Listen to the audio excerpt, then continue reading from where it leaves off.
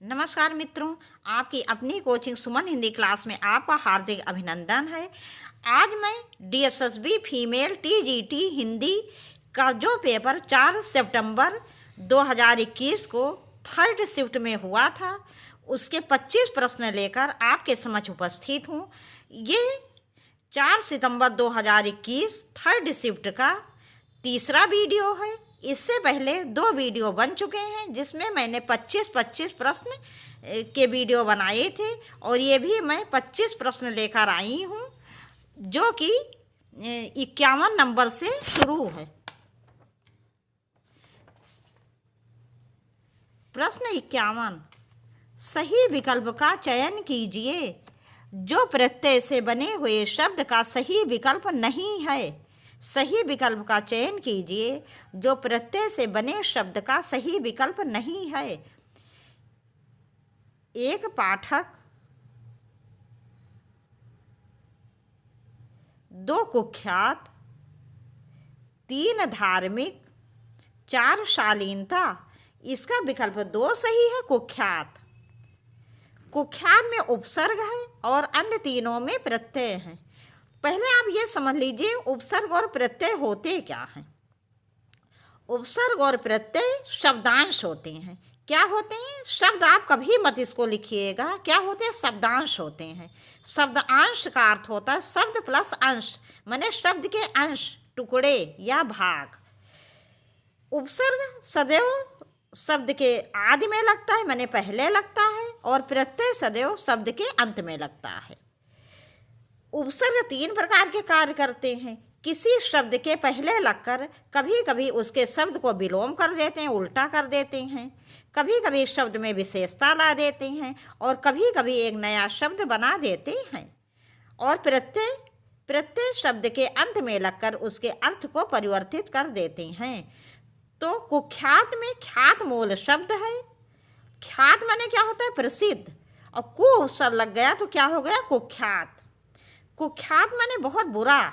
जैसे आप लोगों ने सुना होगा न्यूज वगैरह में, समाचार वगैरह में कि कुख्यात अपराधी मारा गया या कुख्यात अपराधी पकड़ा गया। तो इस प्रकार से यहाँ क्या हुआ? यहाँ एक नया शब्द बन गया है उपसर्ग के प्रयोग से।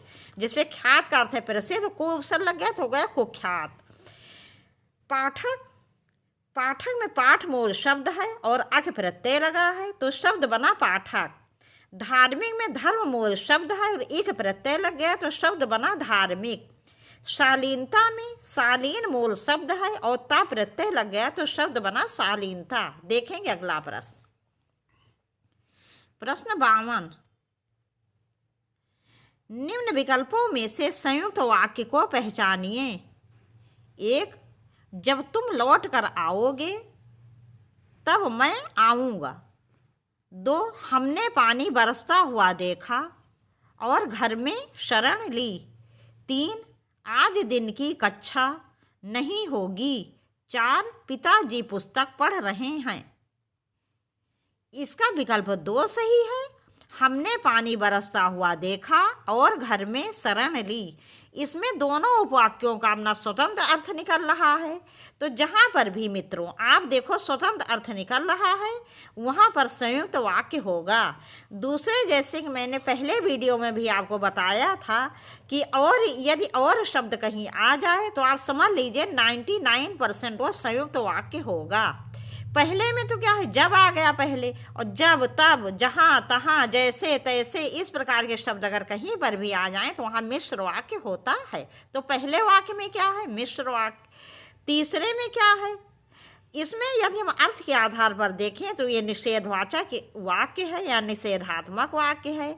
और यदि रचना के आधार पर हम देखते हैं तो यह सरल वाक्य होगा।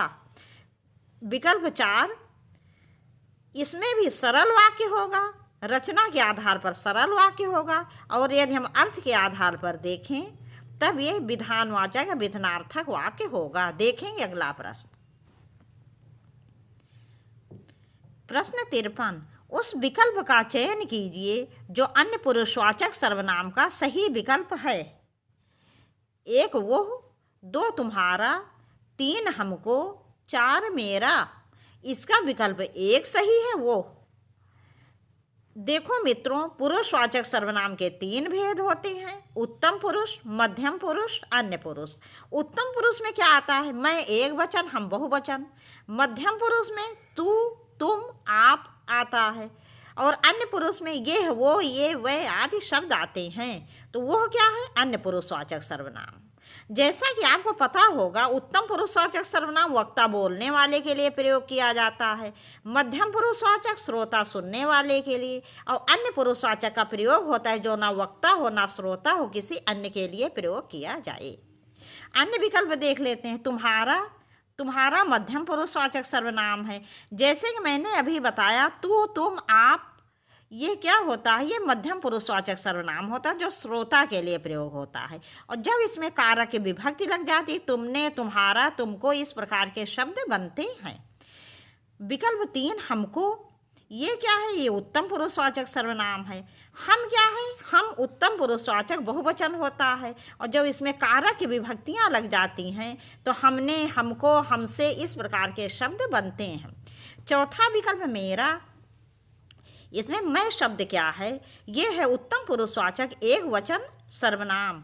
और जब इसमें कारक की विभक्ति लग जाती है, मैंने, मेरा, मुझको, इस प्रकार के शब्द बनते हैं। देखेंगे अगला प्रश्न, प्रश्न 54। प्रश्न, अवघट शब्द में कौन सा उपसर्ग है? 1 ओ, 2 औ, 3 औ, 4 औ। इसका विकल्प 2 सही है, औ। यहाँ घट मूल शब्द है, यहाँ घट मूल शब्द है और औ उपसर्ग लग गया तो शब्द बना अवघट। अवघट का अर्थ होता है जहाँ पहुँचना बहुत कठिन हो। देखेंगे अगला प्रश्न, प्रश्न 55। सही संधि विच्छेद होगा। 1 स्वर्गा प्लस रोहण, 2 स्व प्लस गर्वारोहण, 3 स्वर प्लस गारोहण, 4 स्वर्ग प्लस आरोहण। इसका विकल्प 4 सही है, स्वर्ग प्लस आरोहण। यहाँ पर दीर्घ स्वर संधि है। दीर्घ स्वर संधि वहाँ होती है जहाँ पहले शब्द का अंतिम स्वर और दूसरे शब्द का पहला वर्ण मिलकर बड़े हो जाते हैं या दीर्घ हो जाते हैं और समान स्वर होते हैं। कहने का अर्थ ये है कि समान स्वरों के मेल से जहाँ दीर्घ हो जाता है, बड़ा हो जाता है, वहाँ दीर्घ स्वर संधि होती है। जैसे स्वर्ग का आ, जहाँ पर व्यंजन के बाद कोई मात्रा नहीं रहती, वहाँ पर क्या होता है? वहाँ छोटे आ का स्वर निकलता है। और आरोहण का आ, तो आ प्लस आ बराबर बड़ा आ। तो इसलिए यहाँ पर समान स्वरों, समान आ के मेल से दीर्घ हो रहा है, इसलिए यहाँ पर दीर्घ स्वर संधि है। देखेंगे अगला प्रश्न, प्रश्न 56। प्रश्न 56, उस विकल्प का चयन कीजिए जो उपसर्ग से बने शब्द का सही विकल्प नहीं है। नहीं है पूछा गया है यहाँ। 1 आरोग्य, 2 चटनी, 3 पचरंगा, 4 दुर्जन। इसका विकल्प 2 सही है, चटनी। चटनी में उपसर्ग नहीं है। यहाँ चाट मूल शब्द है और नी प्रत्यय लग के शब्द बना चटनी। अन्य विकल्प देख लेते हैं। आरोग्य, यहाँ रोग मूल शब्द है, आ उपसर्ग लग गया तो शब्द बना आरोग्य। रोग्य माने क्या होता है? बीमार, और आ उपसर्ग लग गया तो शब्द बना आरोग्य। आरोग्य का अर्थ होता है बिल्कुल स्वस्थ। पचरंगा, यहाँ रंगा मूल शब्द है, पच उपसर्ग लग गया तो हो शब्द बना पचरंगा। पचरंगा का अर्थ होता है कोई भी वस्तु हो या कोई कपड़ा आदि हो जिसमें 5 रंग हों, जो 5 रंगों से मिला हुआ हो। दुर्जन में क्या है? जन मूल शब्द है और दुर उपसर्ग लग गया तो शब्द बना दुर्जन। जन माने क्या होता है? लोग, और दुर उपसर्ग लग गया तो शब्द बना दुर्जन, जिसका अर्थ होता है बुरे लोग। देखेंगे अगला प्रश्न, प्रश्न 57। नेपाली शब्द में कौन सा प्रत्यय है? 1 ई, 2 ली, 3 ई, 4 अली। इसका विकल्प 1 सही है, ई। यहाँ नेपाल मूल शब्द है और ई प्रत्यय लग गया तो शब्द बना नेपाली। नेपाल क्या है? नेपाल एक देश का नाम है। यदि आपसे नेपाल शब्द पूछ लिया जाए तो ये क्या होगा? नेपाल शब्द हो जाएगा ये हो जाएगा व्यक्तिवाचक संज्ञा। क्या हो जाएगा? व्यक्तिवाचक संज्ञा, क्योंकि नेपाल तो एक ही है। और यदि इसमें ई प्रत्यय लग गया तो शब्द बना नेपाली। नेपाली क्या हो जाएगा? किसके लिए आएगा? नेपाल में रहने वाले लोग। तो ये शब्द हो जाएगा विशेषण। नेपाल यदि पूछा जाए तो नेपाल क्या है? व्यक्तिवाचक संज्ञा, जिसमें ई प्रत्यय लग जाएगा तो शब्द बनेगा नेपाली, जो कि एक विशेषण है। देखेंगे अगला प्रश्न।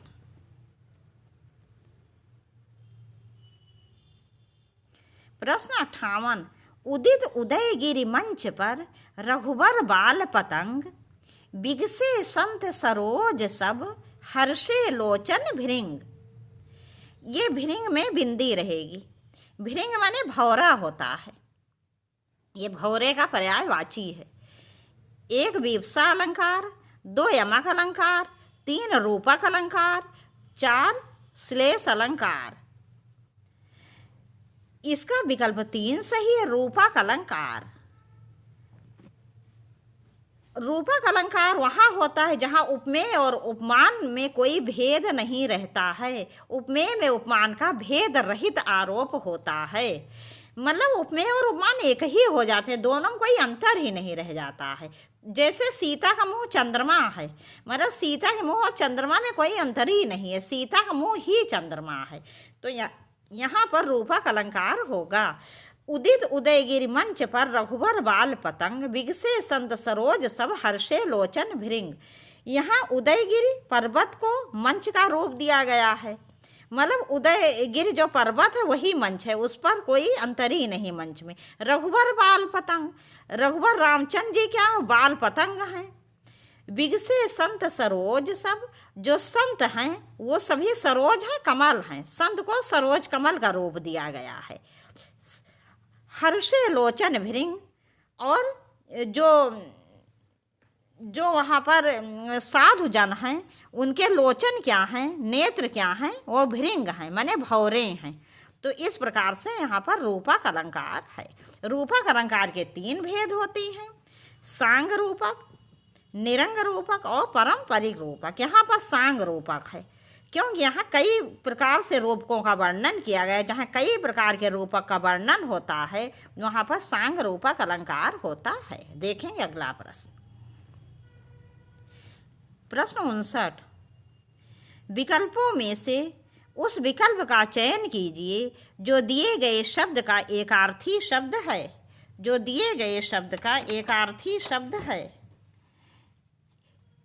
जिसकी आशा ना की गई हो, जिसकी आशा ना की गई हो। 1 अप्रत्याशित, 2 अगोचर, 3 अनुनय, 4 अतीन्द्रिय। इसका विकल्प 1 सही है, अप्रत्याशित।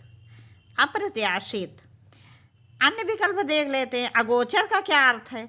अगोचर का अर्थ होता है इंद्रियातीत, मतलब इंद्रियों से परे।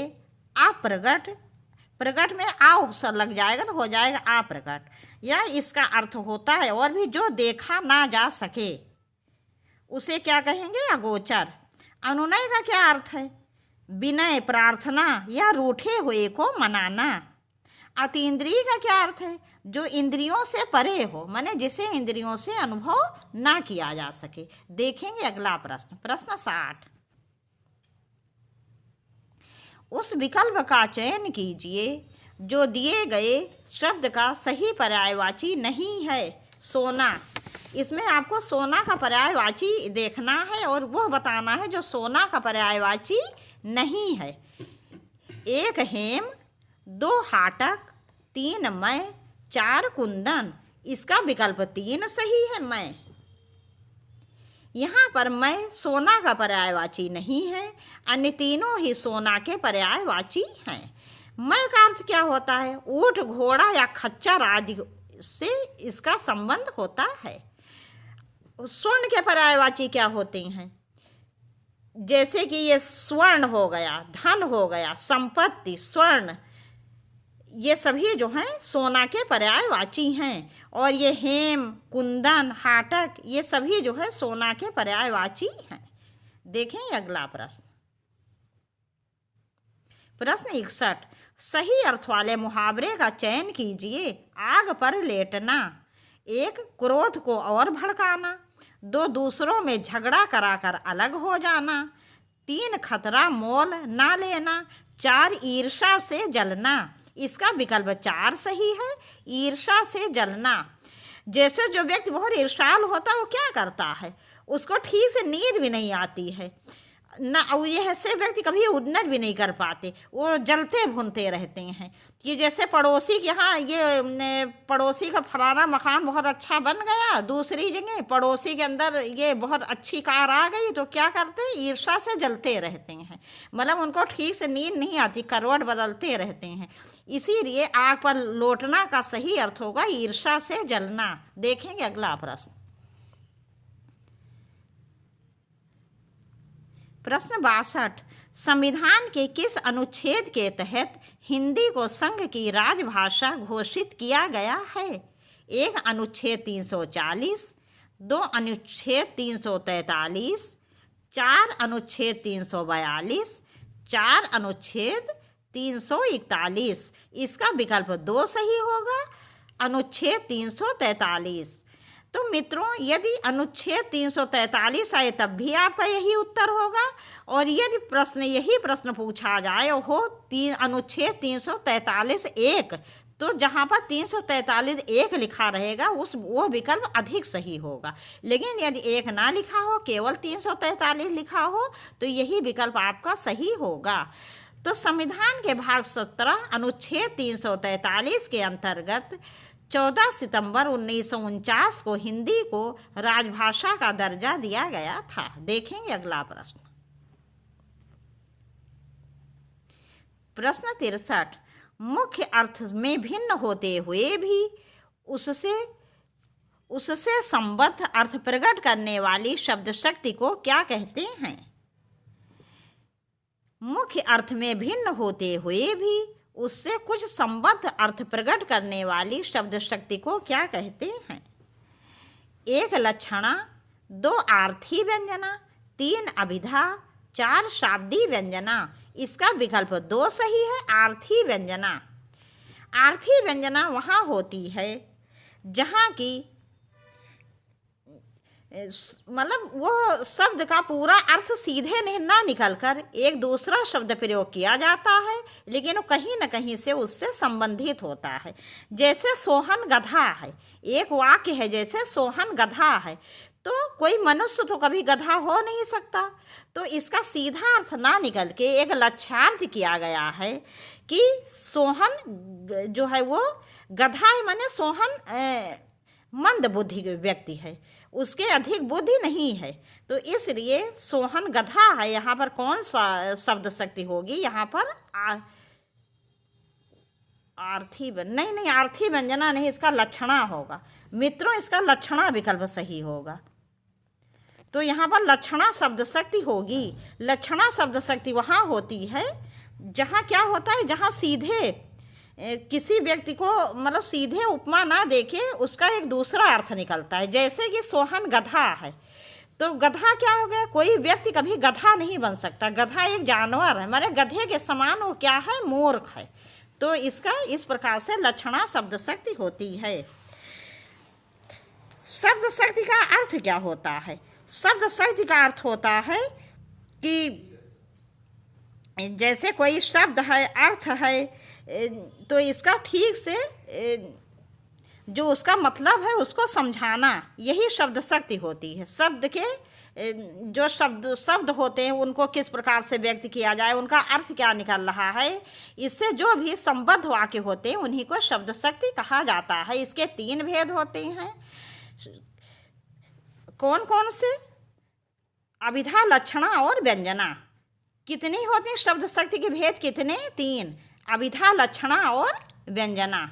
तो यहाँ पर लक्षणा शब्द शक्ति है। देखेंगे अगला प्रश्न। प्रश्न 64, चयन करें जो दी गई लोकोक्ति का सही अर्थ है। अंधों के आगे रोना, अपना दीदा खोना। 1, आमदनी से अधिक खर्च। 2, अपने घर या गली मोहल्ले में बहादुरी दिखाना।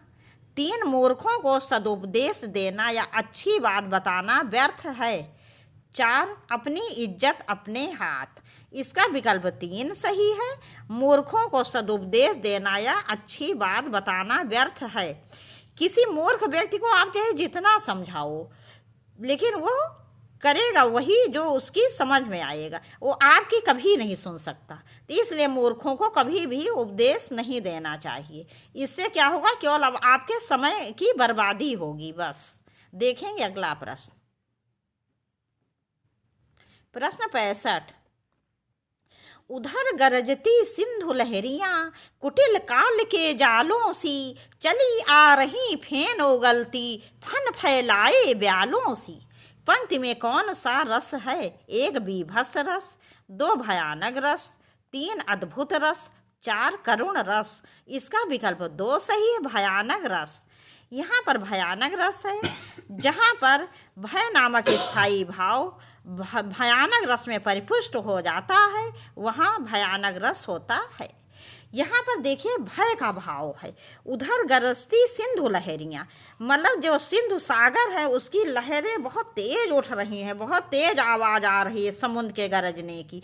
कुटिल काल के जालों सी, लग रहा है कोई काल का जाल सा बिछ गया है। चली आ रही फेन उगलती फन फैलाए ब्यालों सी, और समुद्र की लहरें बहुत ऊंची ऊंची उठ रही हैं। ऐसा प्रतीत हो रहा है जैसे कि जो भयानक विषैले सर्प हैं वो अपने फनों को फैलाए हुए चले आ रहे हैं। तो इसलिए यहाँ पर भयानक रस है। बीभत्स रस कहाँ होता है? बीभत्स रस वहाँ होता है जहाँ आपने कोई घृणित दृश्य, गंदा दृश्य देख लिया हो। जैसे कि कहीं पर आप जा रहे हो सड़क पे, वहाँ कुत्ता मर के पड़ा हो, सड़ रहा हो, या मल मूत्र वगैरह आदि का वर्णन हो, तो यहाँ पर बीभत्स रस होता है। इसका स्थायी भाव घृणा या जुगुप्सा होता है। अद्भुत रस कहाँ होता है? अद्भुत रस वहाँ होता है कि जहाँ आपने ऐसा दृश्य, ऐसा व्यक्ति, वस्तु या प्राणी जिसको आपने पहली बार देखा हो, जिसको देखकर आप आश्चर्यचकित हो जाएं। जैसे कोई व्यक्ति जा रहा है, आपने देख लिया उस व्यक्ति के सीगे निकली हैं, तो ऐसा व्यक्ति तो आपने पहले कभी नहीं देखा होगा। तो यहाँ पर विस्मय नामक स्थायी भाव अद्भुत रस में परिणत हो जाता है। तो अद्भुत रस कहाँ होता है? ऐसी आश्चर्यजनक चीज़ें जहाँ आप देख लेते हो या किसी व्यक्ति को देख लेते हो जो आपने पहले कभी ना देखा हो। इसका स्थायी भाव क्या होता है? विस्मय या आश्चर्य। करुण रस कहाँ होता है? करुण रस वहाँ होता है जैसे जब कोई प्रिय व्यक्ति या वस्तु जो हमसे सदैव के लिए दूर हो जाते हैं, तो वहाँ शोक नामक स्थायी भाव करुण रस में परिणत हो जाता है। करुण रस का स्थायी भाव क्या होता है? शोक। देखेंगे अगला प्रश्न। प्रश्न 66। दी गई लोकोक्तियों का सही अर्थ है। दी गई लोकोक्तियों नहीं, लोकोक्ति। दी गई लोकोक्ति का सही अर्थ है।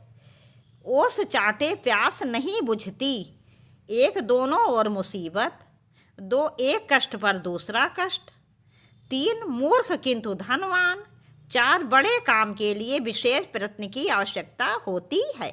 इसका विकल्प 4 सही है। बड़े काम के लिए विशेष प्रयत्न की आवश्यकता होती है। बिल्कुल सही लोकोक्ति है मित्रों।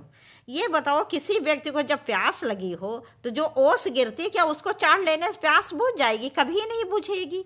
इसीलिए बड़े काम के लिए सदैव विशेष प्रयत्न की आवश्यकता होती है। विशेष परिश्रम करना चाहिए।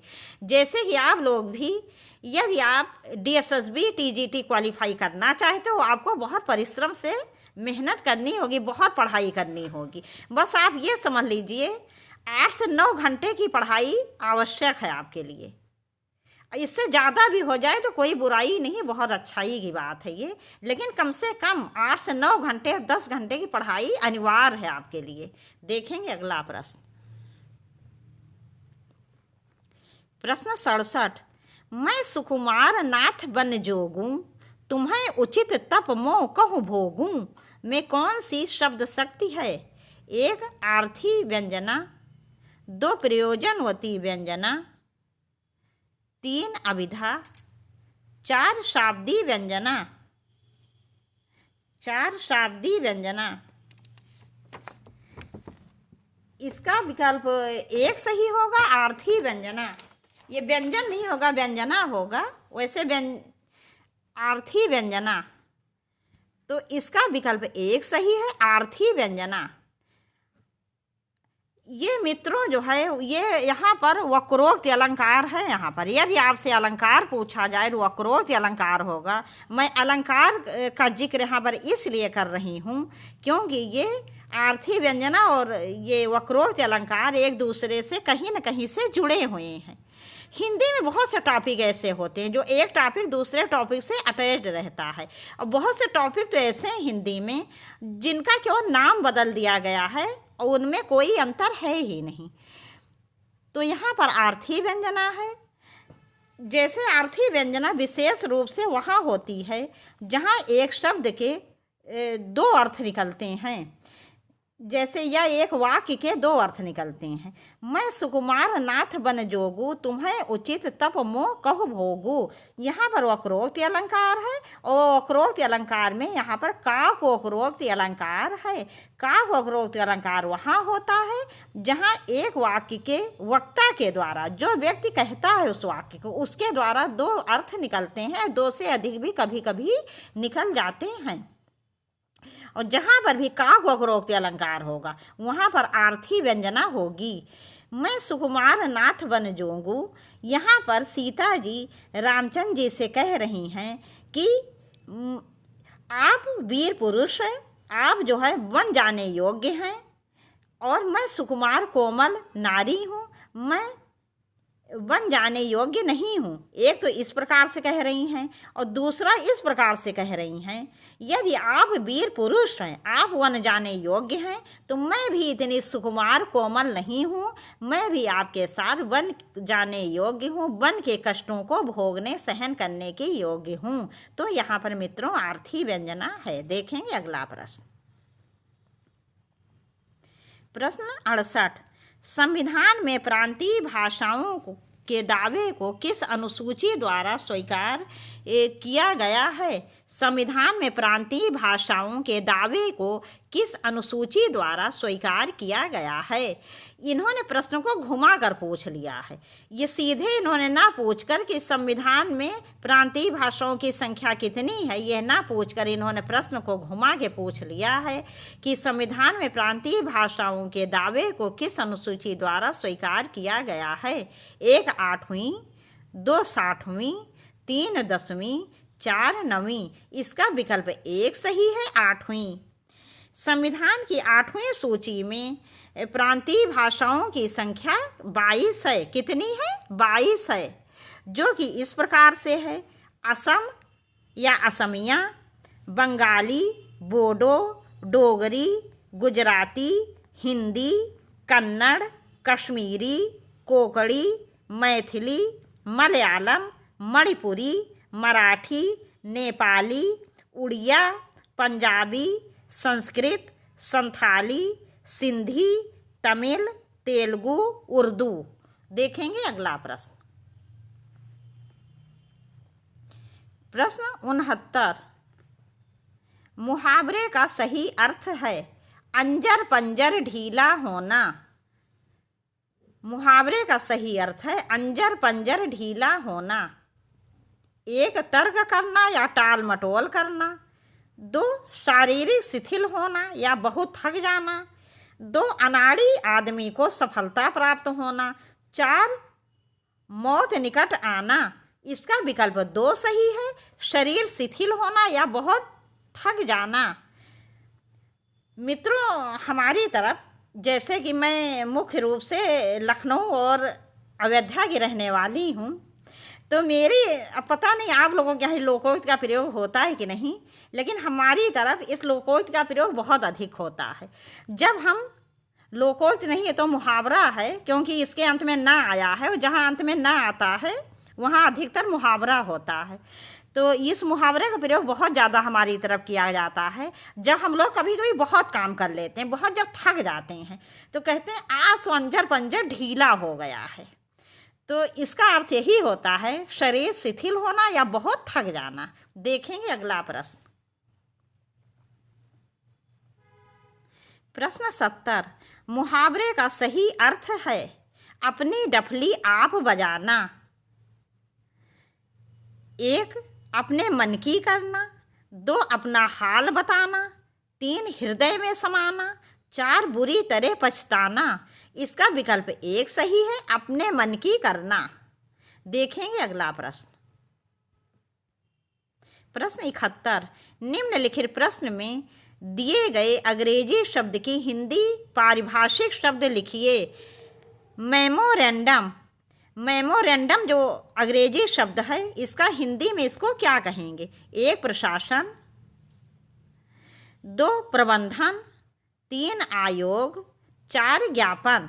इसका विकल्प 4 सही है, ज्ञापन। देखेंगे अगला प्रश्न।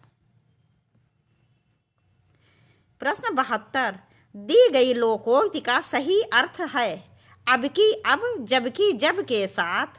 1 किसी तरह की जिम्मेदारी का ना होना, 2 थोड़े दिन की शान शौकत, 3 जीवन में विपत्ति सब पर आती है, 4 सदा वर्तमान की ही चिंता करना चाहिए। इसका विकल्प 4 सही है, सदा वर्तमान की ही चिंता करना चाहिए। देखेंगे अगला प्रश्न।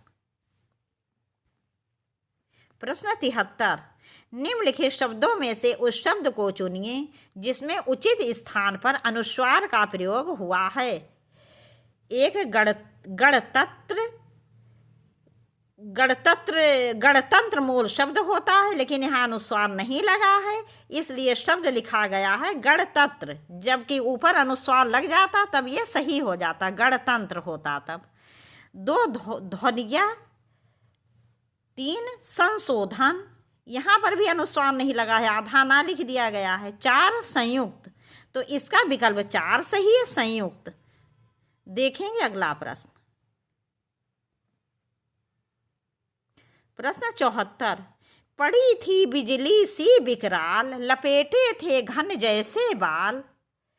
इस पंक्ति में कौन सा अलंकार है? 1 वीप्सा अलंकार, 2 रूपक अलंकार, 3 संदेह अलंकार, 4 उपमा अलंकार। इसका विकल्प 4 सही है, उपमा अलंकार। मित्रों, उपमा अलंकार वहाँ होता है जहाँ पर किसी व्यक्ति, वस्तु, प्राणी की तुलना किसी दूसरे प्रसिद्ध व्यक्ति, वस्तु या प्राणी आदि से की जाती है।